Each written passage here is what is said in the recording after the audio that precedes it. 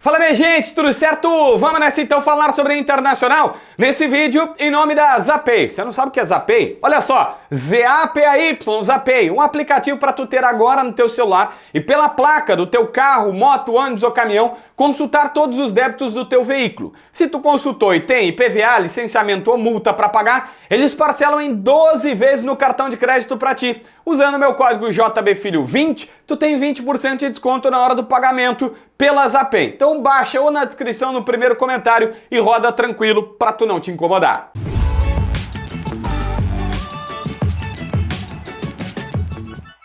Gente, vamos lá. Primeiro falando sobre a situação de Maurício. Todo mundo já viu recentemente as últimas informações que, olha, o Inter tem proposta para o Maurício, né? Parece repetitiva essa situação. O que eu posso te dizer é, primeiro, o Botafogo quer ele? Quer. O Botafogo está insistindo? Sim. O David Bandeira é vamos dizer assim, intermediário dessas negociações, estava aqui, agora foi trabalhar para as negociações do Textor. O Inter recusou até então todas as ofertas para o jogador. E aí a gente tem algumas informações, eu vi que o Nando Gross agora se revelou colorado e está fazendo mais conteúdo sobre o Internacional, vai lá no canal do Nando Gross, ele colocando, olha, descobriu uma situação que a gente já tinha falado, não é corneto Nando, jamais, adoro o trabalho do Nando, uma situação que a gente já tinha falado, que o Maurício quer ser meia centralizado e que lá no Bragantino o que tinha seduzido ele era ser camisa 10 e meia centralizado e tudo mais, isso pode fazê-lo sair. Beleza, ele até topou ali. Mas a informação que vem é que principalmente o Botafogo queria comprá-lo e levá-lo para o Rio de Janeiro.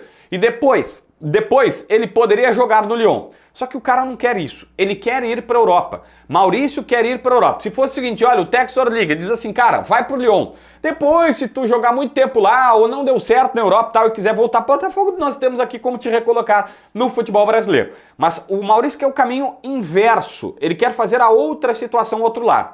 Enquanto isso, o Inter tá dizendo o seguinte, olha só, não chegou nenhuma proposta perto do que eu quero, que é 10 milhões de euros pela minha parte e os outros vocês se decidam, o Inter tem 50% do jogador, é como se vendesse ele por 20 milhões de euros e principalmente, hoje não é ideal vender. O ideal para o Inter seria em dezembro, mas, e o presidente Barcelos já conversou com o Maurício sobre isso, dizendo, olha, Maurício, por mim tu fica até dezembro, mas no mínimo até metade do ano. Porque o Inter não quer fazer negócios no futebol brasileiro, quer fazer para a Europa também por uma questão de não reforçar rivais.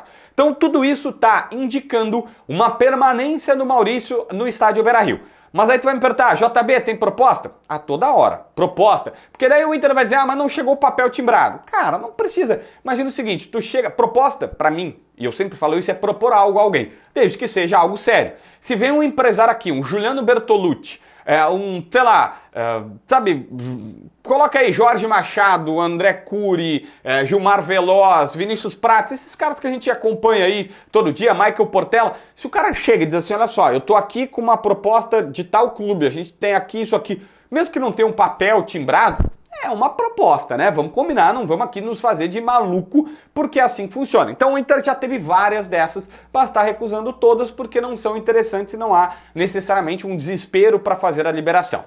Gente, deixa eu falar aqui sobre uma outra situação, a do David.